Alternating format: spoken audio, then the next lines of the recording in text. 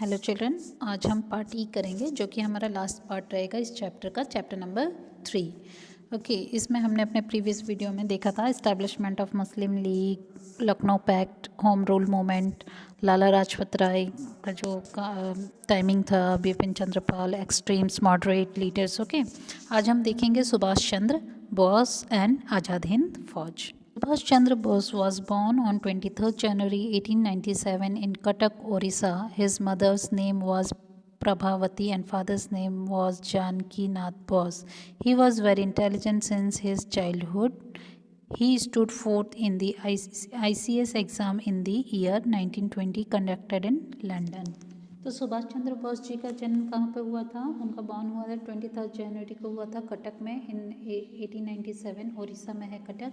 और उनकी जो मदर थी उनका नाम था प्रभावती और father Janakinath Bose.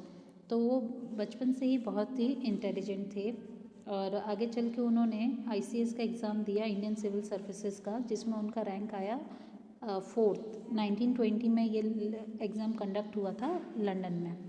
He joined the Indian National Congress after returning to India and participated too in the freedom struggle. फिर वो उसके बाद कहाँ पर चले आए? इंडिया चले आए और इंडियन नेशनल कांग्रेस को उन्होंने ज्वाइन किया और पार्टिसिपेट किया उन्होंने एज अ पावरफुल लीडर के रूप में जो फ्रीडम स्ट्रगल हुआ उसमें। He was arrested for 11 times under the political offence. और ये पॉलिटिकल ऑफेंस में उनको 11 टाइम्स अरेस्ट भी किया गया ब्रिटिश गवर्नमेंट के अकॉर्डिंग, और इसे अंडर में उनको अरेस्ट किया गया था। तो इस लाइन को अंडरलाइन करिएगा, इम्पॉर्टेंट है कि 11 टाइम्स उन्हें अरेस्ट किया गया। He became the president of the Haripura session of Congress in 1938 CE and second time in the Tripura session held in 1939 CE। तो इंडियन नेशनल कांग्रेस का जो मीट था 1938-39 का इन्होंने अटेंड किया था। तो फर्स्ट मीट इनका 1938 में रहा और सेकेंड मीट इनका रहा त्रिपुरा में 1939 CE में। Differences of opinion force him resign from the post of the president of the Indian national Congress.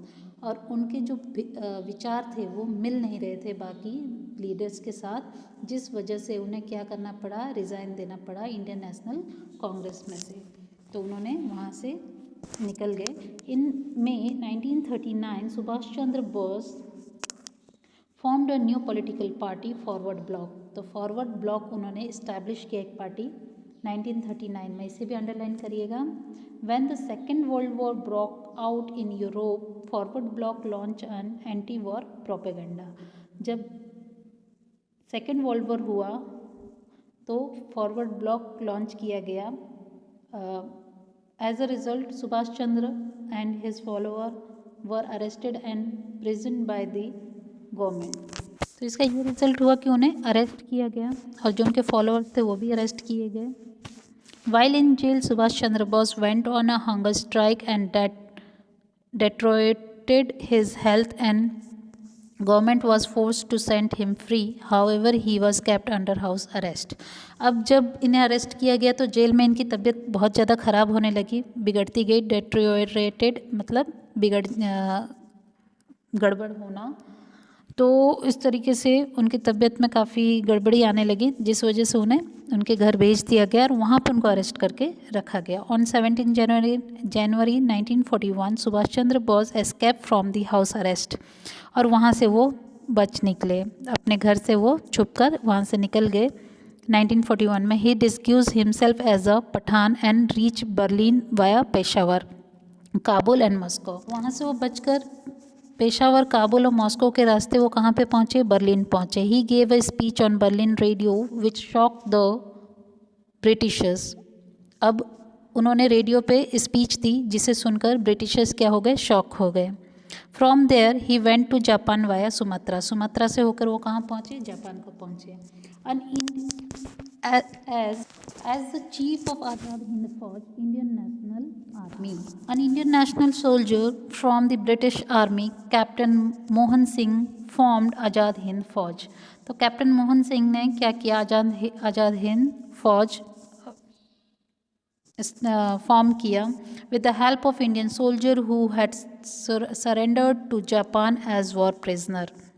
और जिन्होंने खुद को सरेंडर कर रखा था उन्हें सोल्जर बनाया गया। Due to differences of opinion between Japanese government and Ras Bihari Bose, Mohan Singh had to resign. और रास बिहारी बोस और जापानीज़ के बीच में मतभेद हुआ, जिस वजह से मोहन सिंह को रिज़ाइन करना पड़ा। जापानीज़ गवर्नमेंट और मोहन सिंह के बीच में। The future of Azad Hind फौज, Indian national army become blurred. तो धीरे धीरे क्या होता गया, धुंधली पड़ती गई इसकी छाप। With a general consent, Ras Bihari Bose appointed Subhash Chandra Bose as the chief of Azad Hind Fauj. और रास बिहारी बोस ने आज़ाद हिंद फौज का चीफ किसे बनाया, सुभाष चंद्र बोस जी को, ऑन 4 जुलाई 1943। अंडरलाइन करिएगा कि आज़ाद हिंद फौज को कब ज्वाइन किया सुभाष चंद्र बोस जी ने, 1943 में 4 July. He was given the honorary title of Netaji. Netaji gave the slogan चलो Delhi, Jai Hind to the Fauj and nation.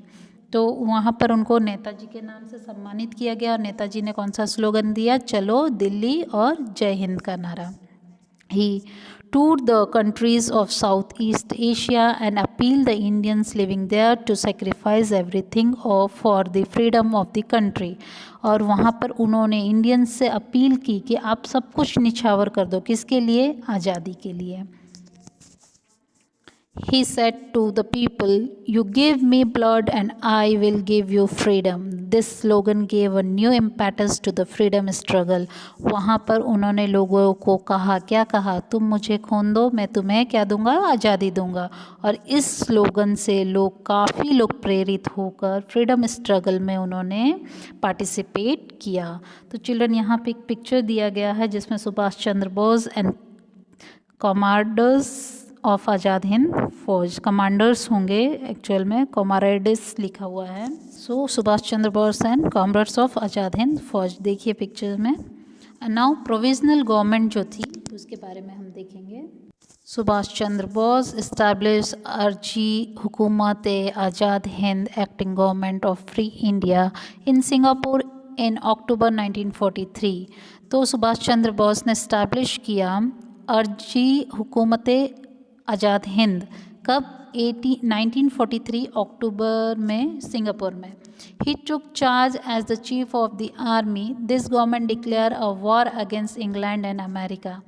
तो वहाँ पर एज अ चीफ आर्मी का चार्ज किसे लिया गया, सुभाष चंद्र बोस जी को। और ये जो गवर्नमेंट थी इसने क्या डिक्लेयर किया था, इंग्लैंड और अमेरिका के बीच में जो वॉर हुआ था। रोल ऑफ आज़ाद हिंद फौज। Azad Hind Fauj was reorganized by Subhash Chandra Bose after become the chief of अर्जी हुकूमत आज़ाद हिंद। तो आज़ाद हिंद फौज को किसने रीऑर्गेनाइज किया था, सुभाष चंद्र बोस ने। और कब, जब वो चीफ बने थे अर्जी हुकूमत हिंद के। Proper training was given to the soldier and the Azad Hind Fauj was divided into various battalions. एक ये प्रॉपर ट्रेनिंग देते थे सोल्जर्स को, और इसी तरीके से आज़ाद हिंद फौज अलग अलग बटालियंस में डिवाइड हो गया। आज़ाद हिंद फौज secure victory at various front in the eastern border of India like Arakan and Imphal.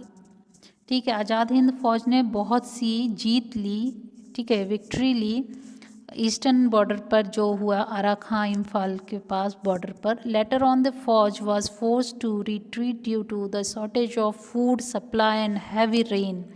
और धीरे धीरे क्या हो गया, ये बिखरने लगे। क्यों, क्योंकि जहाँ पर इनका शेल्टर था वहाँ पर फूड की शॉर्टेज होने लगी, हेवी रेन होने लगा। America drop the nuclear bomb on Japan and Japan surrender. America ने क्या किया, न्यूक्लियर बॉम्ब ड्रॉप किया जापान पर, और जिस वजह से जापान को क्या करना पड़ा, सरेंडर करना पड़ा। The dynamic of the war change and the future of Azad Hind Fauj become हैज़ी।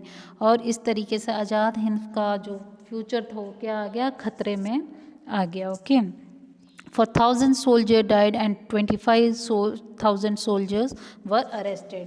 और ये जो वॉर हुआ इसमें 1000 पीपल क्या हुए, इंजर्ड हुए और अरेस्ट भी किया गया। Netaji had taken a vow that he will not enter in the subjugated India। Netaji left Rangoon and Bangkok and moved ahead by air।